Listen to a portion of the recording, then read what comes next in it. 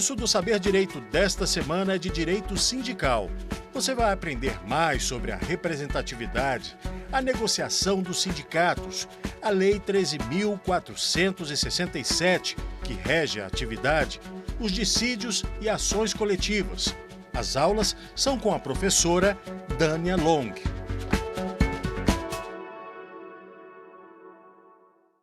Olá!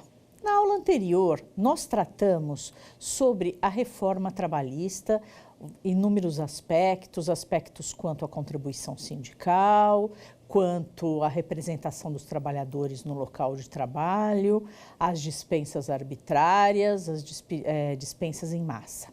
E na aula de hoje, nesta aula, nós falaremos sobre o dissídio coletivo. E o que é o dissídio coletivo? Você saindo da negociação coletiva, havendo frustração em relação à negociação coletiva, nós temos aqui a possibilidade de acionar o judiciário para que se manifeste sobre esse conflito. Então, a negociação coletiva, como já trazido, ela proporciona melhores condições de trabalho e melhores condições sociais, inclusive em questões econômicas, né, como aumento de salários, piso salarial. E aí eu crio um embate, eu não tenho, né, uma autocomposição. E eu preciso, então, procurar o quê? Uma heterocomposição. Eu preciso de um terceiro presente para que esse terceiro decida sobre esse conflito. O conflito que eu estou trazendo aqui é um conflito coletivo. Eu não estou tratando agora de uma situação em que existe uma lei, que eu tenho essa previsão da lei e a falta de cumprimento dela, e eu vou até o judiciário para que, né, dê seu pronunciamento jurisdicional tratando dessa resposta, quem tem razão. Não, aqui surge uma nova modalidade dentro do judiciário, que é o poder de normatizar a relação entre as partes. Então, o dissídio coletivo, né, ele se diferencia do dissídio individual. O dissídio individual, você vai até o judiciário e ele aplica a lei ao caso concreto. Eu tenho aqui sujeitos determinados e um direito concreto. Já no dissídio coletivo, o que eu tenho? Eu tenho sujeitos indeterminados e um direito abstrato. Por quê? Porque eu não tenho aqui qual é a lesão do direito. Qual é a lei que foi ofendida? Não teve lei ofendida. Eu tenho uma pauta de reivindicação pleiteando a reposição salarial, piso salarial, estabilidades, etc. Né? Esse é meu pedido. E a resposta? A resposta é não. Né? Você não tem, né, todos esses benefícios. E aí eu vou para o judiciário e esse judiciário vai criar normas entre essas partes. Vai falar se existe ou não direito à estabilidade, se existe ou não direito a um piso salarial, né? E isso começa, então, o primeiro aspecto que eu tenho que ver dentro desse dissídio coletivo é o poder normativo da Justiça do Trabalho. É a Justiça do Trabalho criando normas para determinados grupos. Por quê? De quem eu estou falando aqui? Quem é que está participando? Eu tenho, de um lado, o Sindicato dos Trabalhadores e de outro, o Sindicato dos Empregadores de determinada categoria. Então, se eu estou falando da categoria dos bancários, eu estou aqui, né, o Poder Judiciário regulamentando, criando novas condições de trabalho só para essa categoria de bancários naquela determinada base territorial. Porque o que vai valer essa decisão? Vai valer para aquele grupo naquela determinada cidade, não vai se estender para os demais. Então, vamos aqui tratar do poder normativo da Justiça do Trabalho.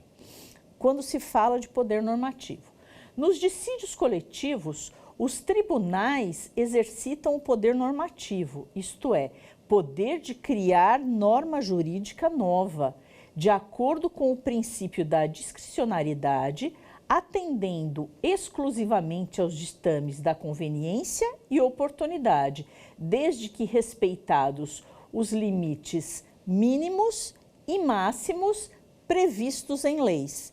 Então, quando se diz desde que respeitados os limites mínimos e máximos, o que eu tenho aqui, né? Resposta, eu tenho aqui uma jornada que é uma jornada máxima, né? Eu não posso extrapolar isso e conceder mais do que 8 horas diárias, ou eu não posso conceder mais do que 10, exceção agora nas 12/36, né? Eu tenho aqui limites mínimos, eu não posso ter uma sentença normativa que pague menos que um salário mínimo, né? Então, eu tenho essas condições que serão colocadas dentro desse poder normativo, essas decisões que serão dadas. Apenas lembrando, essas decisões serão dadas de acordo com o pleito. Eu não posso também ter um julgamento extra petita, onde eu vou e peço uma garantia de emprego, chega lá eu ganho uma cesta básica, né? Então, você tem esses limites, a resposta do poder normativo está nos limites da lide. E aqui, quando se define o processo coletivo, a gente vem e trata dessa definição trazida por Amaury Mascaro Nascimento. Então, o que é um dissídio coletivo, né? É um processo destinado à solução de conflitos coletivos de trabalho. As partes são seres coletivos, ou seja, sindicato de um lado, de empregados, e sindicato de empregadores do outro. Ou também eu posso ter de um lado sindicato de empregados e de outro lado uma empresa, que a empresa é reconhecida também como um ser coletivo, né? A solução, ela vem de que forma? Por um meio de um pronunciamento jurisdicional, que cria novas condições de trabalho equivalentes a uma regulamentação entre os grupos conflitantes, ou seja, o alcance da sentença normativa será apenas para os grupos conflitantes. Geralmente de competência originárias dos tribunais regionais, mas veremos que também pode ser de competência originária do Tribunal Superior do Trabalho, né? E a função é criar um direito novo como meio para resolver a controvérsia, tá? Essa é a definição do dissídio coletivo. Onde nós encontramos a previsão legal para o dissídio coletivo? Nós vamos até o artigo 114 da Constituição Federal e lá no 114, parágrafo 1º, quando fala o 114 no caput, ele trata qual que é a competência da Justiça do Trabalho. E aqui no parágrafo 1º, ele vem e fala: frustrada a negociação coletiva, as partes poderão eleger árbitros, né? Então, é uma outra forma de heterocomposição, é a eleição de árbitros para decidir esse conflito. Mas o parágrafo 2º, ele diz: recusando-se qualquer das partes a negociação coletiva ou a arbitragem. Primeiro, a negociação coletiva seria uma autocomposição, não que ela não compareça, a negociação ela pode ser frustrada, né? É facultado às mesmas, então aqui eu tenho as duas partes, de comum acordo, ajuizar dissídio coletivo de natureza econômica. Vocês viram? Aqui eu tenho um requisito, que é o comum acordo. Então, as partes ajuizam de comum acordo um dissídio coletivo de natureza econômica, podendo a Justiça do Trabalho decidir o conflito, respeitadas as condições mínimas legais de proteção ao trabalho, bem como as convencionadas anteriormente. Então, aqui eu já enxergo que existe a competência da Justiça do Trabalho para essa criação de normas. O 114 dá essa prerrogativa à Justiça do Trabalho. E o requisito principal é o comum acordo, ou seja, as partes elas têm que concordar com que esse conflito seja dirimido pela Justiça do Trabalho. E se o sindicato patronal não concordar?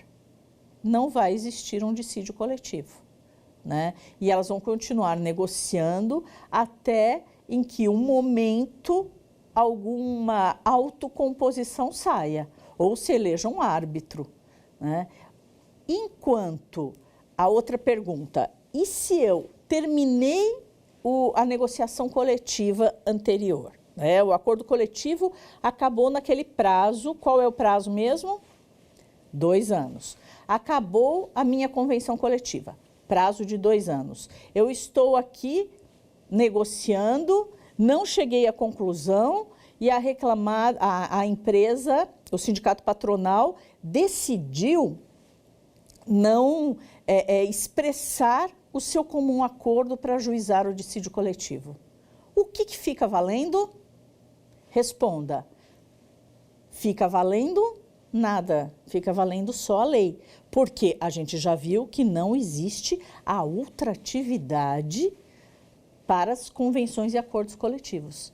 Então, as partes vão continuar negociando e o que está valendo aqui é apenas a lei enquanto houver, né, essa negociação coletiva e a recusa do sindicato patronal em ajuizar o dissídio coletivo, né? Aqui o conteúdo desse dissídio coletivo. O conteúdo desse dissídio coletivo, né, poderá ser de ordem econômica, pedido de reajuste salarial e o pedido de um piso salarial mínimo, né? Então, eu tenho os reajustes salariais, onde geralmente o que se pede? Se pede a reposição da inflação. Então, eu tive uma inflação de 5% ano passado, eu peço a reposição da inflação e peço 2% de produtividade, 3% de produtividade.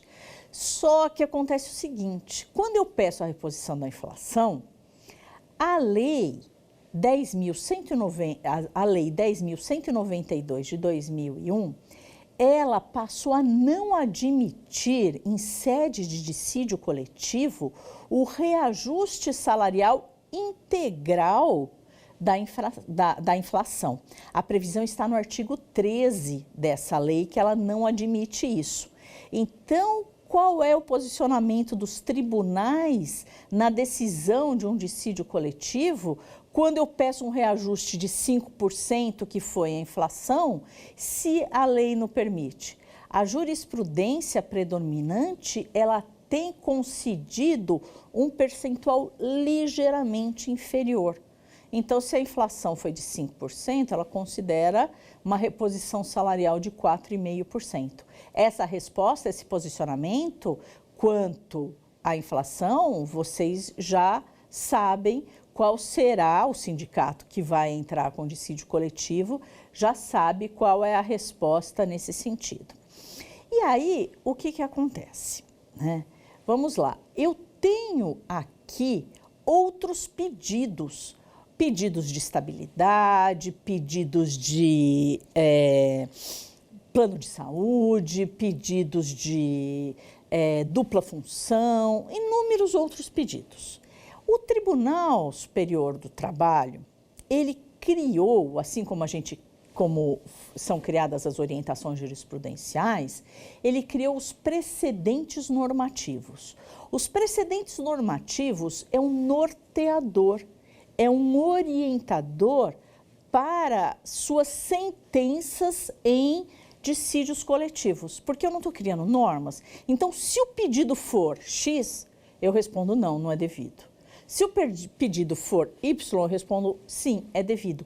E o que eu uso isso como base, né? O Tribunal Superior do Trabalho criou né, essa base que são os precedentes normativos. Aliás, nós já vimos um precedente normativo, né, na aula que trata sobre contribuições sindicais, quando nós falamos do precedente normativo 119, que falamos que se eu tiver num pedido, num pleito de um dissídio coletivo, a imposição de contribuições sindicais para todos os membros da categoria e não só para os associados, esse pleito não vai ser acolhido, né? Que ele diz que fere a liberdade sindical. Eu trouxe para vocês aqui alguns exemplos de precedentes normativos que seriam um resultado positivo caso esse tema esteja no pedido, numa pauta de reivindicação. Vamos a eles. Aqui, o primeiro que eu trago é o precedente normativo número 70. O precedente normativo número 70, ele fala sobre a licença para estudantes. Se na pauta de reivindicação tem um pleito que diz: concede-se licença não remunerada nos dias de prova ao empregado estudante, desde que avisado ao patrão com 72 horas de antecedência e mediante a comprovação.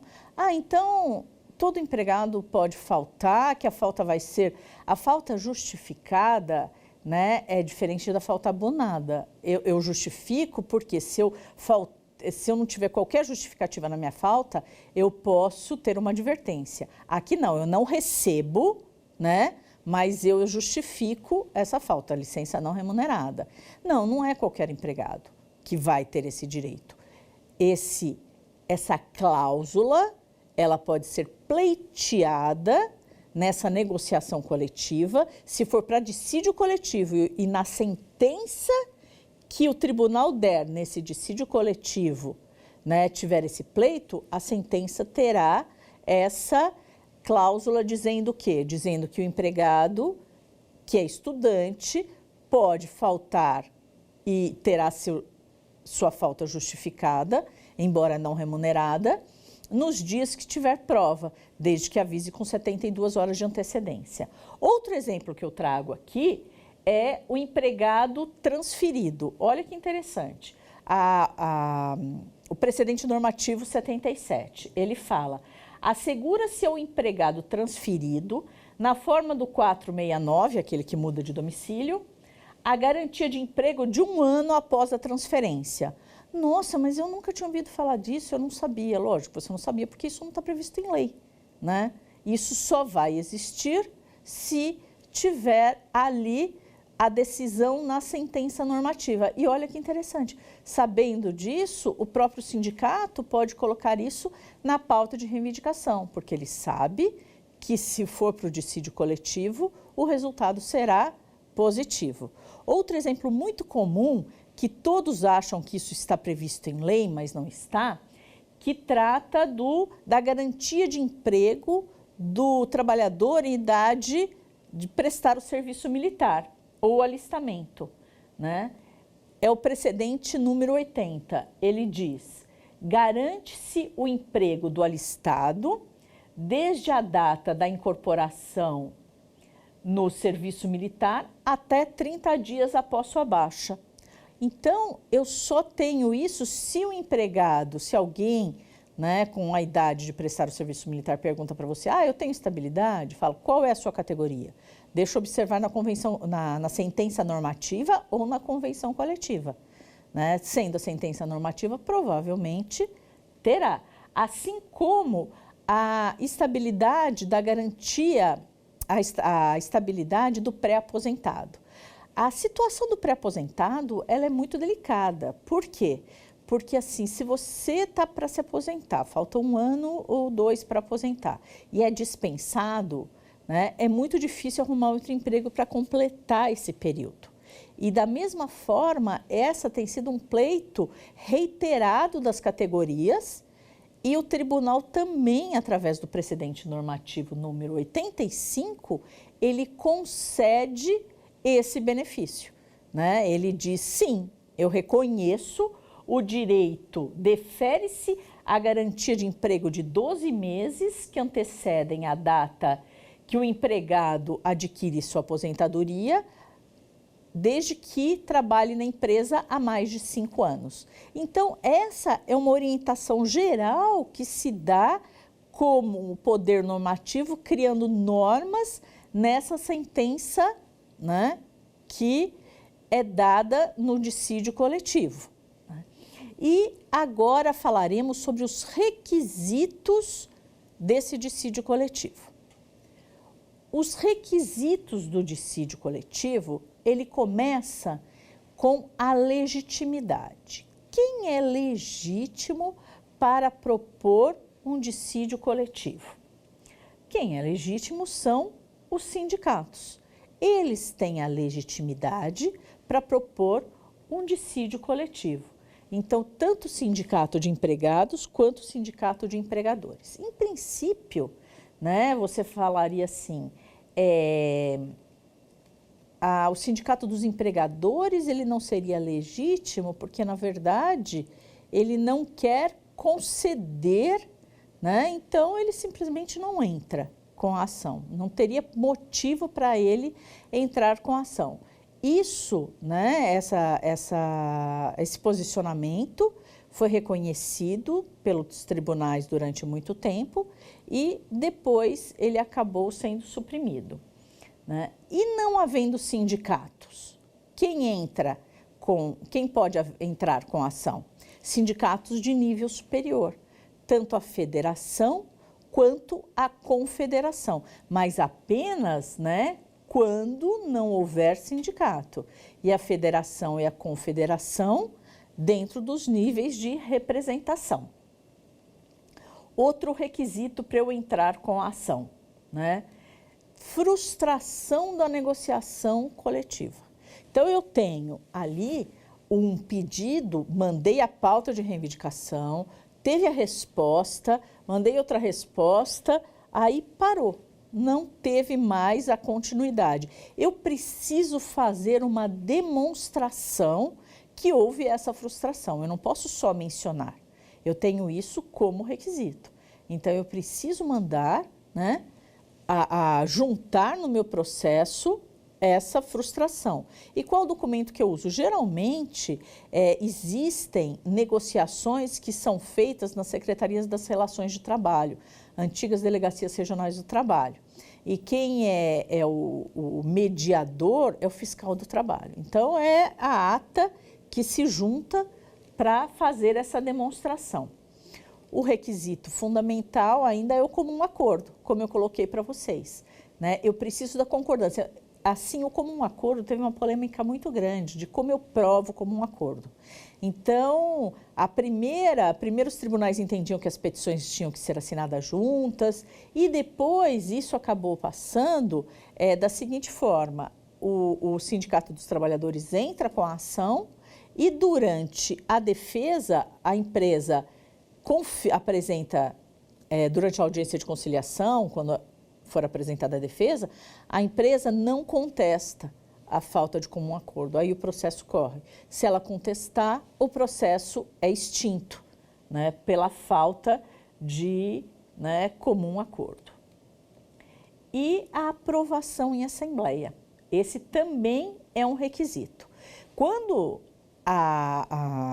o Sindicato dos Trabalhadores vai entrar com dissídio coletivo, que foi frustrada a negociação, eu levo isso para essa tomada de decisão para a Assembleia. E na Assembleia de Trabalhadores, está no 859 da CLT, ele diz que tem que ser aprovada essa iniciativa por maioria de 2/3 dos membros, dos associados, e se, né, numa primeira convocação, se não tiver os 2/3 dos associados, numa segunda convocação, 2/3 dos presentes. Eu preciso juntar a ata da Assembleia e eu preciso colocar todas os nomes, os associados, mostrando que ali houve realmente essa deliberação. Sem essa deliberação, a gente encontra a orientação jurisprudencial do setor de dissídio coletivo, número 8, que diz, né, pauta reivindicatória não registrada em ata, causa de extinção. A ata de assembleia dos trabalhadores legitima a autuação da entidade sindical respectiva.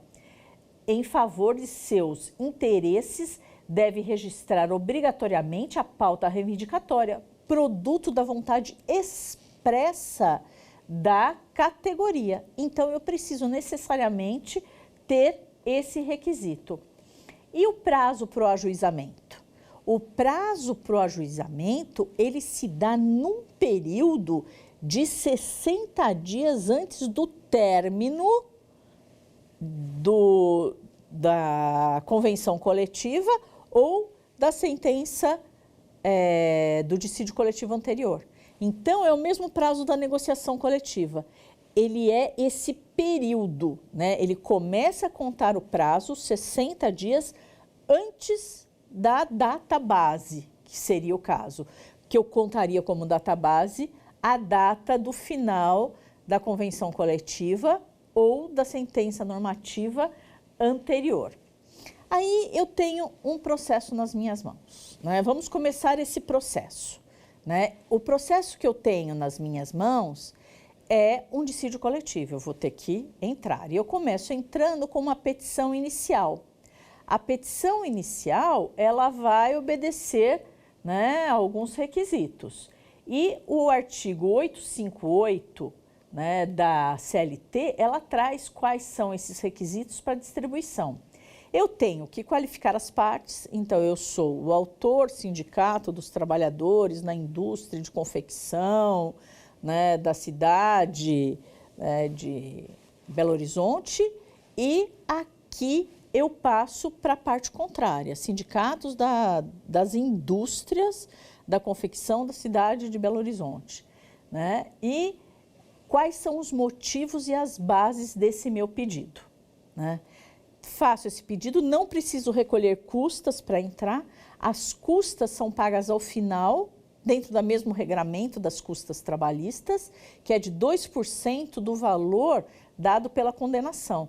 E é interessante que aqui as custas, elas são das partes vencidas, é das partes, diferente das custas trabalhistas normais, né, onde eu tenho as partes que foram vencidas, elas são solidariamente responsáveis pelo pagamento das custas. Então, aqui eu tenho esse pagamento. Entendi, fiz a minha petição inicial, dei um valor à causa, pedi para intimar e você viu que eu não tenho um direito concreto. Houve essa lesão de direito? Não. Eu apresento uma pauta de reivindicação. E agora, né, nós vamos falar da competência. A competência quanto à distribuição dessa ação são dos tribunais regionais do trabalho. Então, eu tenho aqui, né, a competência no 678, inciso 1. Aos tribunais regionais do trabalho, quando divididos em turmas, compete ao Tribunal Pleno especificamente processar e julgar originariamente os dissídios coletivos. Mas aí, qual tribunal? O tribunal de acordo com a base territorial. Então, se eu tenho como base territorial, né, como eu estava comentando, a cidade de Belo Horizonte, é o Tribunal de Minas Gerais. Se eu tenho como base territorial, né, ali a cidade do Rio de Janeiro, Tribunal do Rio de Janeiro. E São Paulo é a única exceção, porque dentro do estado de São Paulo eu tenho dois tribunais, o da 2ª região e da 15ª região. E ali, quando eu tenho um sindicato que pegue mais de um município, cuja base territorial alcance a base e se estenda além do tribunal da 2ª região e chegue no tribunal da 5ª ou da 5ª na 2ª, né? São Paulo, Campinas e interior é 15ª. Cidade de São Paulo, litoral e grande São Paulo, segunda região. A competência vai para a segunda região. E a segunda exceção diz respeito quando ele atinge mais que um estado. Se atingir mais que um estado, a competência do dissídio coletivo é o Tribunal Superior do Trabalho. Então, eu tenho aqui no artigo 2º da Lei 7.701 de 88, que diz: compete às seções especializadas em dissídios coletivos ou seção normativa, originariamente, conciliar e julgar os dissídios coletivos que excedam a competência dos tribunais regionais. Então, aqui vai para o Tribunal Superior do Trabalho, tá? Aqui eu já entendi como funciona essa primeira parte. Agora eu vou falar sobre a distribuição e a audiência. Distribuído é marcada uma audiência de conciliação. E dentro dessa audiência de conciliação, também a parte contrária apresenta sua defesa. A defesa, quanto às preliminares, ela pode pedir extinção por falta da presença desses pressupostos, e quanto ao mérito, ela vai falar: olha, eu não tenho dinheiro para pagar esse aumento, não vou dar isso, não vou dar aquilo. Né? Existe uma audiência conciliatória e também não é aplicada a pena de confissão e revelia, porque eu não tenho aí um direito concreto, né? Então eu tenho a criação de novos direitos. E não existe, então, a pena de confissão, porque não tem, né, um conflito, né, nesse sentido. E é designada uma audiência, passada a audiência, é designada a sentença. E a sentença, ela se denomina sentença normativa. Por quê? Porque ela criou regra entre as partes, ela criou norma entre as partes, né? Então, eu tenho aqui a sentença normativa que vai vigorar por um prazo de até 4 anos. Então, vamos lembrando dos prazos. Os acordos e convenções coletivas vigoram até 2 anos, até. E as sentenças normativas podem vigorar até 4 anos. Esse é o prazo que vigora uma sentença normativa. Dessa sentença normativa, cabe um recurso, que é o recurso ordinário para o Tribunal Superior do Trabalho. Porque sempre cabe recurso ordinário das decisões, das ações que têm como competência originária os tribunais regionais. Então, eu teria aqui o recurso ordinário. E o recurso ordinário, ele não tem efeito suspensivo, como vocês sabem.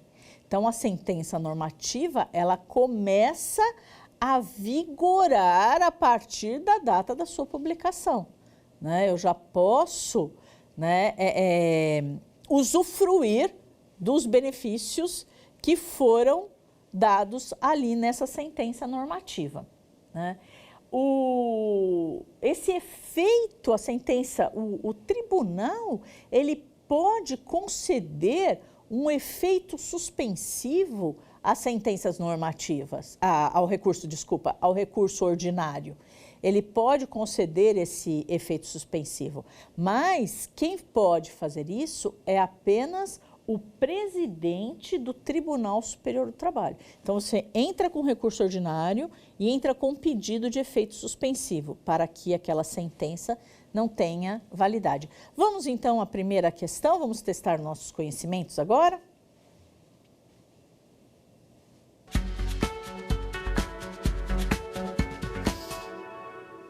A propositura de dissídio coletivo de natureza econômica tem como requisito indispensável comum acordo entre as partes, frustração da negociação coletiva durante a greve, assembleia com participação de sócios e não sócios, autorização do Ministério do Trabalho. Vamos à resposta.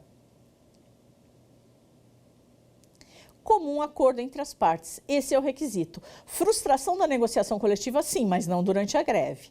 Assembleia de sócios e não sócios também não. Eles falam, a lei fala de sócios. E eu não preciso de autorização do Ministério do Trabalho para entrar. Então, essa é a resposta correta. Voltando aqui, né, no nosso dissídio coletivo. né? Aqui, além do dissídio coletivo, esse dissídio que nós vimos agora, ele é denominado dissídio coletivo de natureza econômica, né? Então, nós temos outros dissídios coletivos também. Nós temos o dissídio coletivo de natureza jurídica e o dissídio coletivo de greve, né? O dissídio coletivo de natureza jurídica, ele é uma ação declaratória e o objeto dele reside apenas na interpretação de uma norma coletiva pré-existente, então, que vigoram no âmbito daquela categoria. A regulamentação desse dissídio, ele está no artigo 313(2) do Regimento Interno do Tribunal Superior do Trabalho. E ele não serve para interpretar normas de cunho geral, né? Ele só serve para interpretar normas coletivas. É bom destacar que a orientação jurisprudencial número 7, ele diz: o dissídio coletivo de natureza jurídica, interpretação de norma de caráter genérico, inviabilidade, não se presta dissídio coletivo de natureza jurídica a interpretação de normas de caráter genérico a teor do disposto do 113(2) do Regulamento Interno do TST. Então, né, nós temos aqui como funciona isso. Você fala assim, olha, se eu tenho uma sentença normativa e eu tive um conflito, por que eu não posso, por que eu não entrei com embargos de declaração?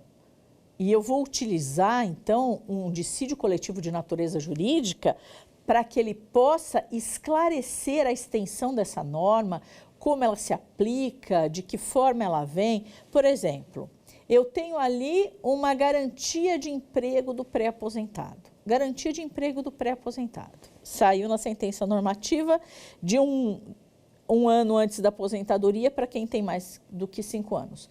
E das reclamações trabalhistas, quando a empresa mandava embora, o sujeito estava com uma aposentadoria proporcional, não integral. Ele entrava com a reclamação, ele ganhava estabilidade. Na outra vara do trabalho, o mesmo que entrou com a mesma reclamação, o juiz dizia não, olha, é só para as aposentadorias integrais, né? Aí ele perdia, mas o outro tinha ganho. Aí vem um terceiro e entra integral. Aí ele perde, dizendo não, era só proporcional. Vocês viram que está havendo uma confusão quanto a esse tipo de interpretação?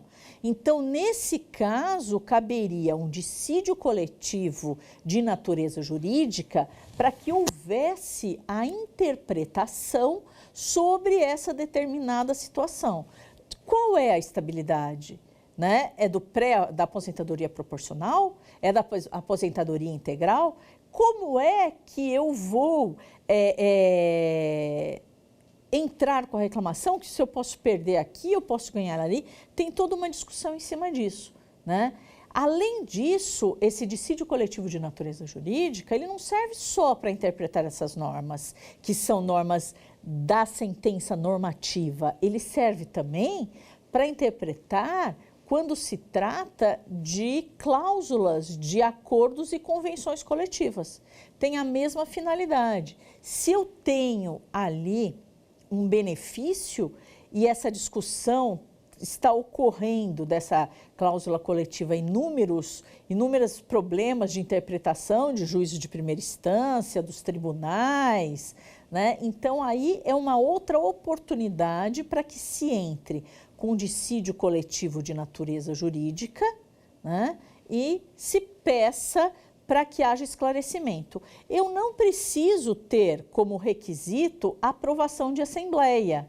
Por quê? Porque, assim, eu não estou tendo ali um combate econômico, uma discussão de aumento e de não aumento. Eu só preciso ter um esclarecimento sobre essa norma, né? Eu não preciso ter comum acordo entre as partes. Também é outra questão, outro requisito que não é necessário. E também ele só não caberia no caso de uma interpretação de uma norma genérica, de uma norma que está na lei. Então, se eu tenho na lei uma questão que fala da garantia de emprego da gestante, né, a garantia de emprego da gestante, ela cabe ou não nos contratos por prazo determinado, que, né, a gente sabe que antes ela se estendia, agora ela não cabia, agora teve uma mudança na súmula. Isso é uma interpretação de caráter genérico. Não cabe a aplicação de dissídio coletivo de natureza econômica nesse caso, de natureza jurídica nesse caso, tá? Isso vai para uma decisão num dissídio individual e vai ter um resultado e corre-se o risco. Tá? Então, vocês viram que deu para ver a diferença aqui entre o dissídio coletivo de natureza econômica e um dissídio jurídico um dissídio coletivo de natureza jurídica. O de natureza jurídica tem como única e exclusiva finalidade a interpretação da norma. Ele é importante? Lógico que é importante, porque ele evita inúmeras ações individuais e com interpretações divergentes. Então, dentro desses dois, vamos ver mais uma questão? Vamos testar nosso conhecimento?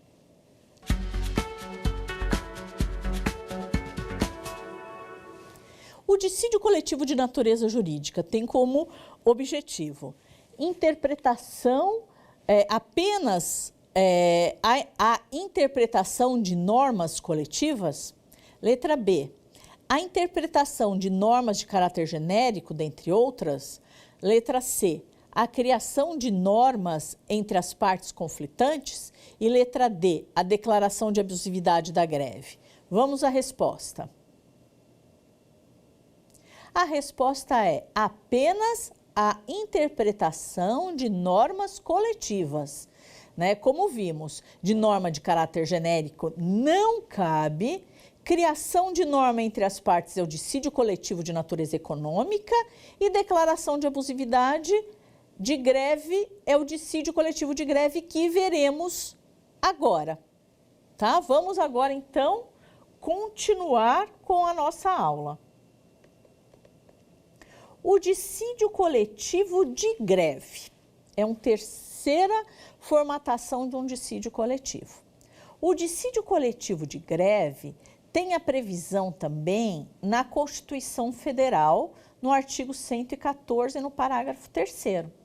A finalidade dele, antes de entrar na leitura do artigo, é a declaração ou não de abusividade de uma greve e, na verdade, na sequência, ele acaba julgando, né, também essa pauta de reivindicação.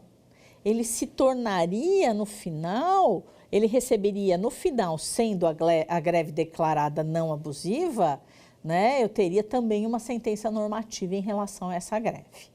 O 114 da Constituição Federal, ele diz o seguinte, parágrafo 3º, em caso de greve em atividade essencial, com a possibilidade de lesão de interesse público, o Ministério Público do Trabalho poderá ajuizar dissídio coletivo competindo à Justiça do Trabalho decidir o conflito. Então, você vê aí mais uma vez, né, a competência da Justiça do Trabalho em julgar dissídios de greve. Quando falamos, né, na greve, como ela surge? Eu começo com a negociação coletiva. É frustrada a negociação coletiva. Frustrada a negociação coletiva, né, eu tenho que achar uma forma desse conflito. Eu já comentei com vocês as formas de solução de conflitos, que é a autocomposição, a heterocomposição. Muitos doutrinadores dizem que a autodefesa é uma forma de solução do conflito, mas eu ainda insisto que a autodefesa é uma forma de se chegar a uma solução de conflitos. E a autodefesa, na questão coletiva, é a greve. Então, a greve eu reconheço como autodefesa. E a greve, antes de se entrar no dissídio coletivo, eu teria, né, uma abrangência geral sobre essa greve. A greve, né, ela está prevista, a legalidade da greve, porque a greve antigamente era ilegal, né, no artigo 9º da Constituição Federal, que diz: é assegurado o direito de greve competindo aos trabalhadores decidir sobre a oportunidade de exercê-lo e sobre os interesses que devam por meio dele defender. Ou seja, só aí eu já vejo dois requisitos. Uma assembleia para decisão se deflagra a greve ou não, e o segundo é a apresentação de uma pauta de reivindicação. Quando eu vou para a regulamentação da greve, antes disso, a quem se aplica a greve? Qual é o campo de atuação? A greve ela é feita, quando eu falo em greve, eu estou falando em greve dos trabalhadores. Então, eu tenho esse campo de aplicação, são empregados de empresas privadas, sociedade de economia mista e aqueles que se equiparam à empresa nos termos do parágrafo 2º do artigo 2º da CLT. Então, eu tenho ali esses empregadores onde pode ser aplicada a greve. Greve na administração pública. Na administração pública eu vou encontrar o artigo 37 da Constituição Federal, que fala que o servidor público civil tem garantia de se sindicalizar, o que veio em 88, antes disso não podia.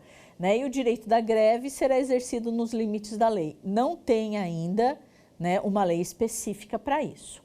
E quem é proibida a greve? Só existe uma categoria que é proibida a greve. A greve ela é proibida aos militares. É proibida a greve e a sindicalização. Eles não podem fazer greve. Aí vem a regulamentação.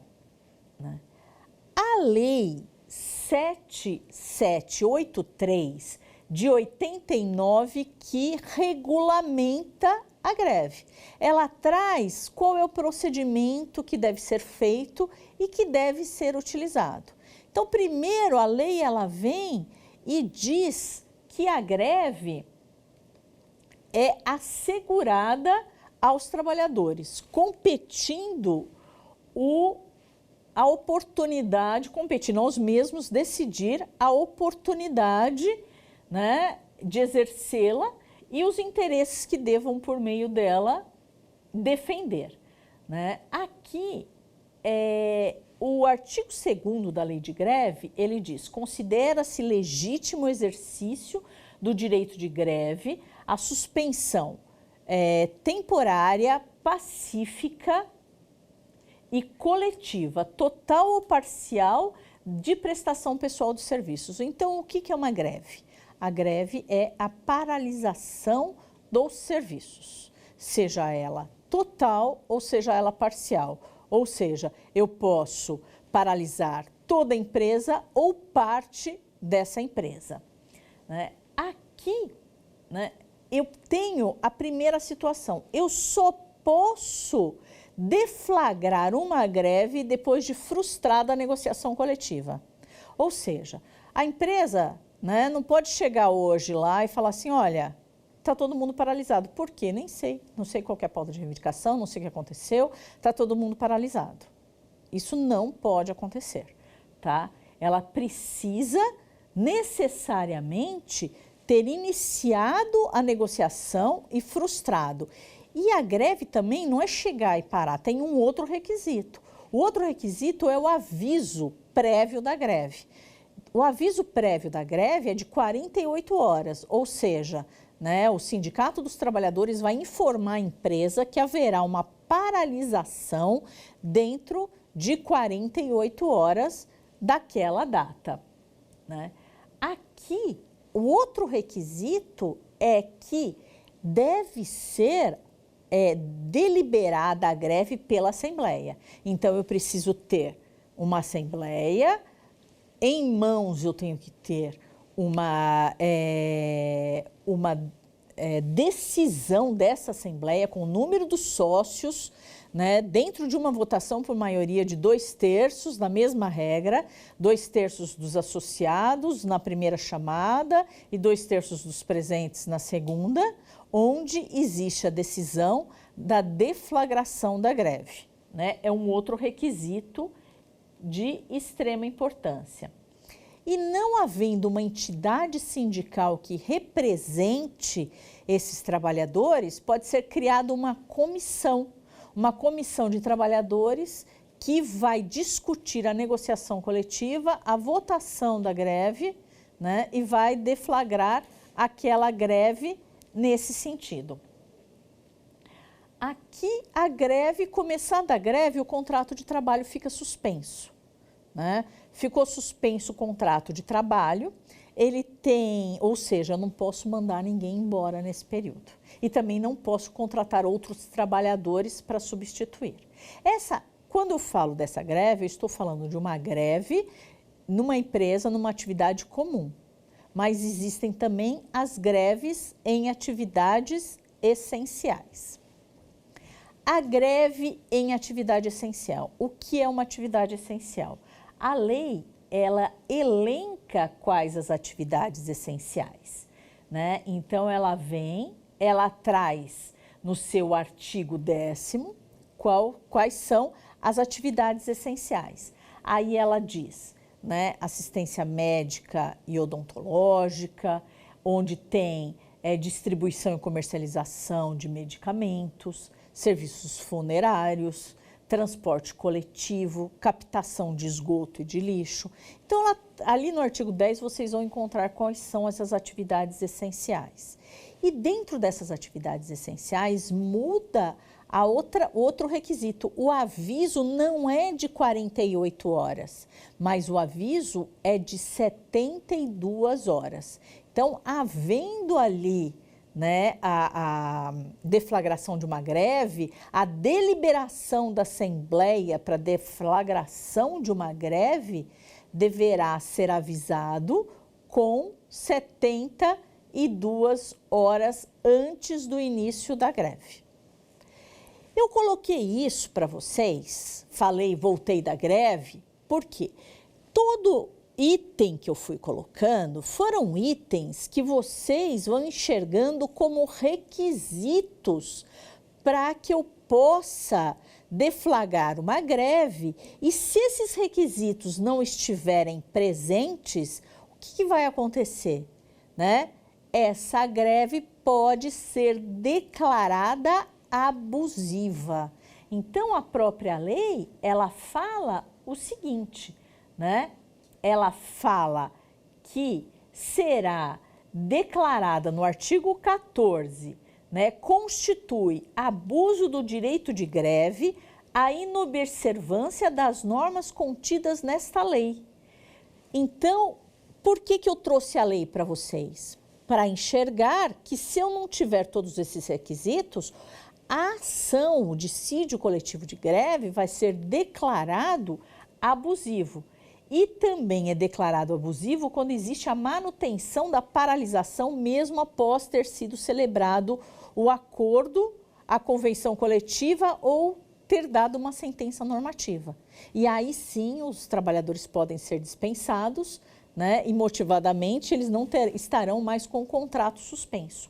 Então eu tenho aqui, né, esses requisitos. E para entrar com o dissídio de greve, eu entro com uma ação. Você viu que o próprio artigo 8º dessa lei de greve, ele diz que a Justiça do Trabalho irá julgar a abusividade ou não dessa greve e decidir sobre suas reivindicações. Isso significa que terá um processo, esse dissídio coletivo, e esse dissídio coletivo de greve, ele declara ou não a sua abusividade. Pois bem, declarada a abusividade da greve, os trabalhadores voltarão, né, às suas atividades, né, e obedecerão outros requisitos. E por que ela é declarada abusiva? Porque o pedido é de 100% de aumento? Não, ela é declarada abusiva porque ela não cumpriu os requisitos que a gente trouxe aqui, como aviso de 48 horas ou 72, dependendo do caso, né? Ele não cumpriu os outros requisitos como o da Assembleia. E eu tenho também a questão da legitimidade. Quem pode propor o dissídio de greve? Quem pode propor o dissídio de greve são os sindicatos. Em princípio, eu teria só a legitimidade da empresa que está em greve ou do sindicato patronal, né? Por quê? Porque eles têm que pedir a abusividade da greve. Mas houve um cancelamento dessa greve. E aí, houve um cancelamento desse dissídio e aí eu tenho aqui dessa decisão esse término. Esta foi nossa aula, né, sobre dissídios coletivos, e a próxima aula falaremos sobre ações coletivas em que o sindicato é legítimo para propor ações coletivas para defender os interesses de sua categoria. Muito obrigada e até lá.